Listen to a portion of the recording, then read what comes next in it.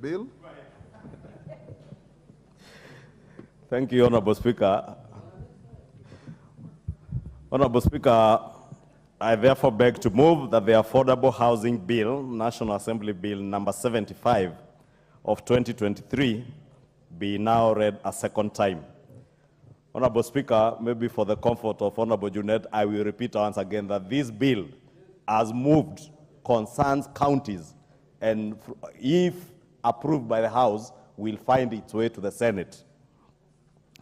Honorable Speaker, allow me to begin by first thanking the chair of the Housing Committee, the Honorable Ngeno, who is here, the Honorable Kimani Kuria, our chair of the Finance Committee, who, together with their members, their 30 members, Honorable Speaker, spent a considerable amount of their recess time going around 19 out of our 47 counties in a very extensive public participation that they conducted throughout the country, listening and consulting a wide cross-section of stakeholders and technical experts by way of public hearings, as I mentioned, in 19 counties, Honorable Speaker, including the county of Nairobi and in Parliament. Honorable Speaker, this committee has done a commendable work, and they have indeed, as I mentioned when responding to the point of order, done a lot of justice to this bill. Honorable Speaker, bills as proposed are mere legislative proposals and therefore require the input of our committees. And that's why I take a lot of time to thank the committee, because they have done a lot of invaluable work. They consulted very many experts, from experts in the housing sector to finance experts, and even ordinary Kenyans, Honorable Speaker, who are potential beneficiaries of the housing, this housing agenda and the housing bill, and including, Honorable Speaker, potential contributors to the fund.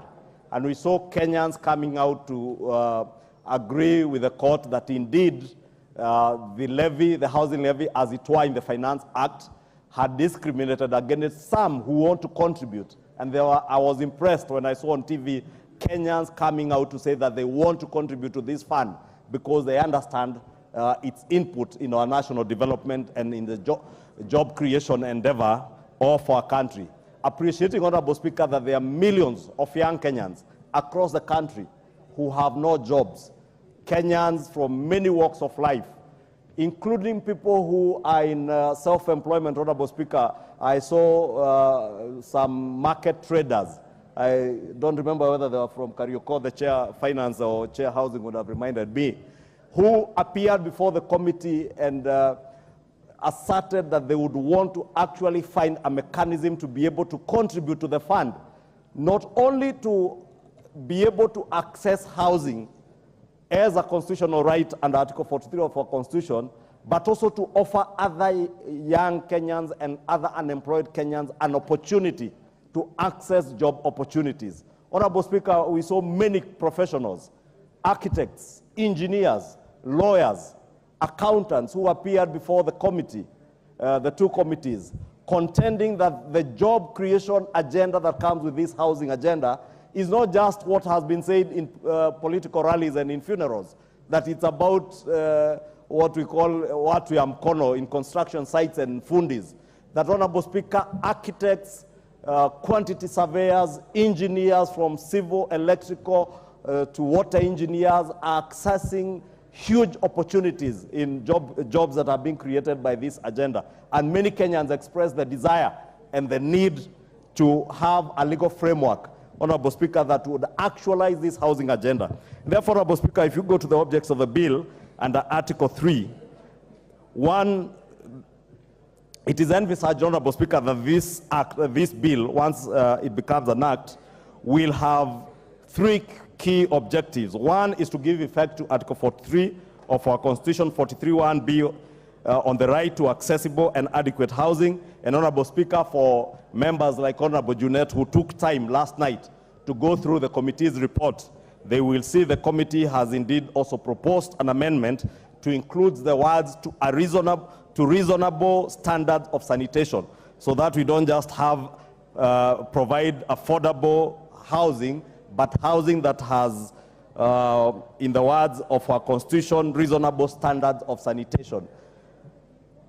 Two, Honorable Speaker, the second objective is to impose a levy to facilitate the provision of affordable housing. And three, is to provide a legal framework for the implementation of the housing programs and projects. Honorable Speaker, this is one of the areas that the courts found wanting in what was passed during the Finance Act. The court did advise at least two important things. That one, they lacked a legal framework, and that is what now this new proposed legislation intends to do, to create that legal framework for the implementation of the affordable housing programs and projects. That now, under this act, Honorable Speaker, will have that legal framework that the court found as not having had one. Although, Honorable Speaker, I had a problem with that particular finding of the court, as much as, Honorable Speaker, I don't want to get into issues that could be sub judice. Because, Honorable Speaker, when we talk about a legal framework on implementation of a government program, Honorable Speaker, the Appropriations Act that we passed, Honorable Speaker, created that legal framework on how you appropriate funds to implement government projects, including the housing agenda. Honorable Speaker, as I said, I don't want to get into legalese that would be on the verge of getting into sub judice issues. We leave it to the lawyers in the Court of Appeal. Honorable Speaker, the second issue that was raised by the courts was the issue of the levy that we are creating under the second object, the imposition of a levy to facilitate the provision of affordable housing. The courts did find that the levy that was imposed under the Finance Bill or the Finance Act of 2023 was, in their words, discriminatory and unconstitutional in the sense that it only levied this levy against or on people who are salaried. And, Honorable Speaker, in this new law, we have now made it possible for even people who are not salaried to be able to contribute. And, Honorable Speaker, as I said, I was impressed to see very patriotic Kenyans coming out before the committee saying that they actually not only want to be beneficiaries of the houses that will be built, but they want to be contributors to the fund. They want to pay their fair share, just like those people who are employed or who are salaried. And, Honorable Speaker, we must continue to encourage these very patriotic Kenyans who have come out to say that they want to contribute to this fund.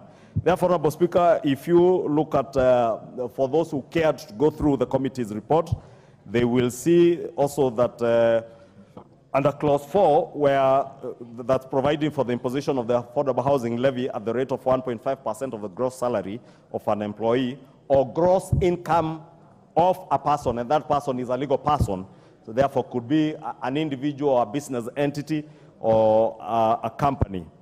Honorable Speaker, there existed a lacuna in this Clause 4 of the bill where companies or employers who have already deducted and remitted a matching amount of the levy for its employees were again subjected to pay the levy again on their own gross income.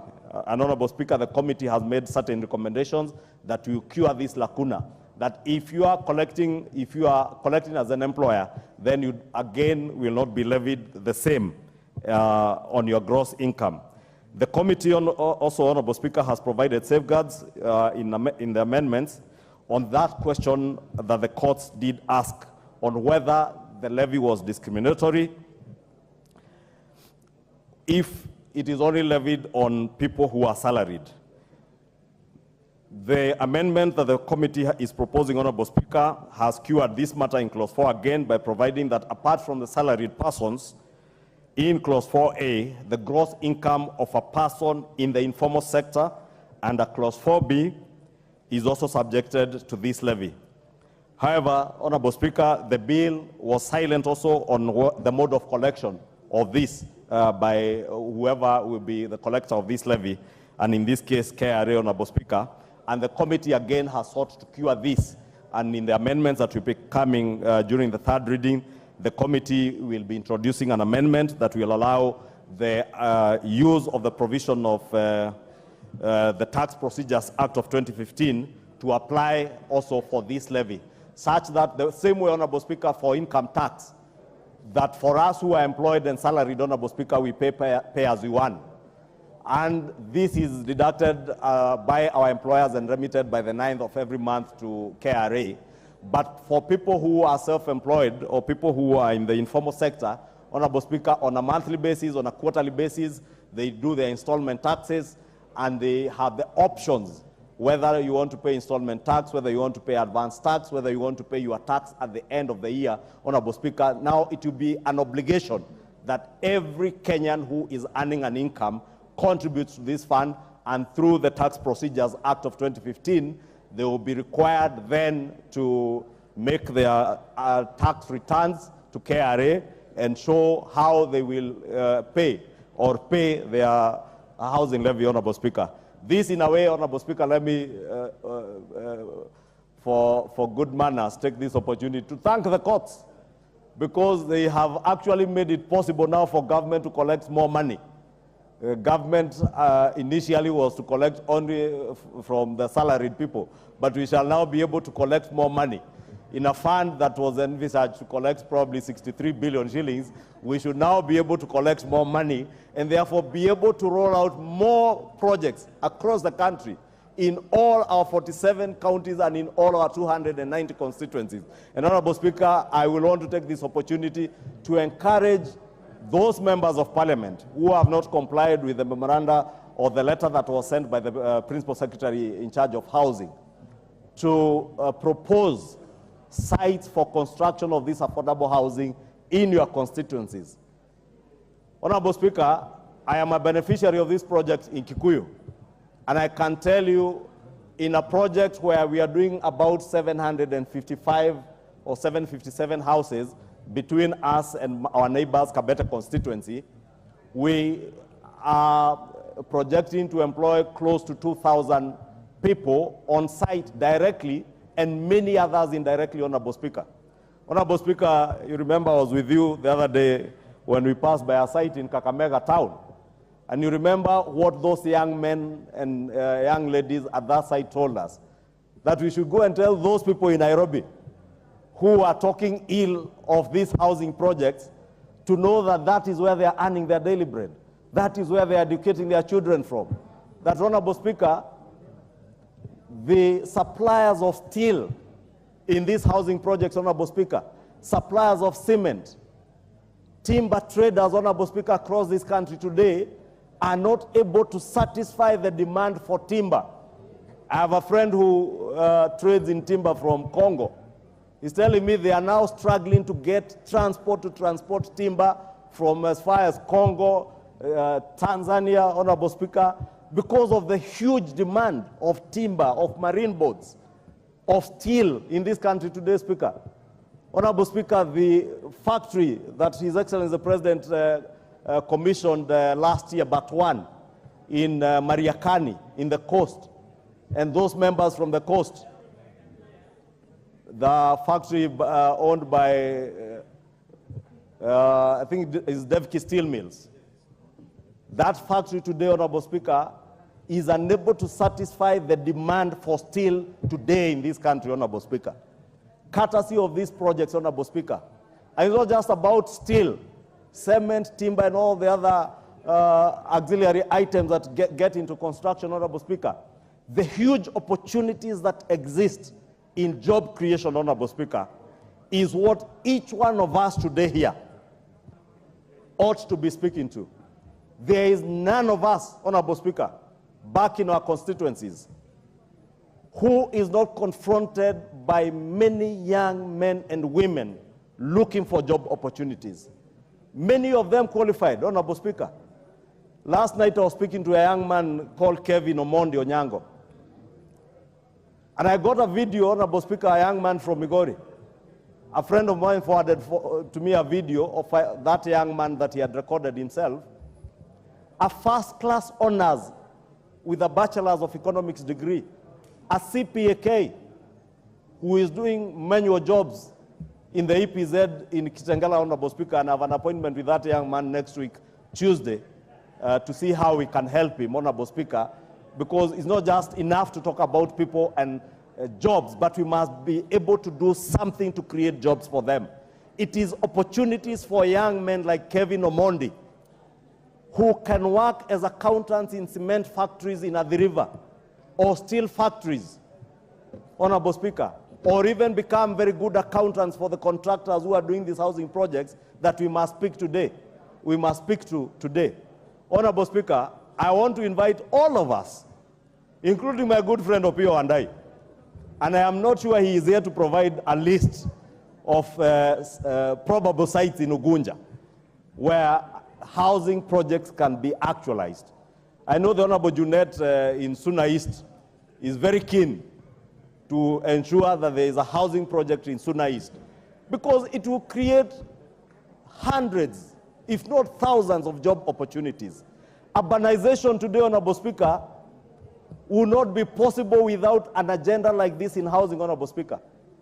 My good friends, Honorable Pio and I, and the others that we are in the National Dialogue Committee, including the Honorable Amina from Malindi, will tell you that economists of repute in this country, and including international economic institutes, appeared before the National Dialogue Committee and told us that for a country whose economy was in the doldrums that we found our economy in at the end of 2022, Honorable Speaker, for us to be able to get our economy working again, we must be able to massively invest and aggressively invest in huge.